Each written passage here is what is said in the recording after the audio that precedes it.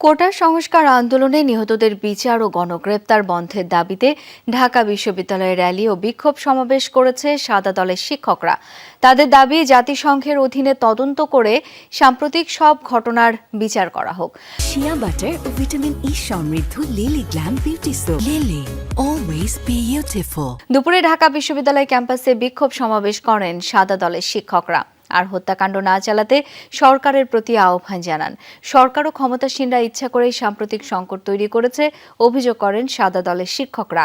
তাদের অভিযোগ, কোটা সংস্কার আন্দোলনে গণহত্যা চালিয়েছে সরকার। দাবি করেন, পৃথিবীর ইতিহাসে এমন গণ অভ্যুত্থান বিরল। এই সরকারের কাছে বিচার চেয়ে লাভ নেই বলেও মন্তব্য করেন সাদা দলের শিক্ষকরা।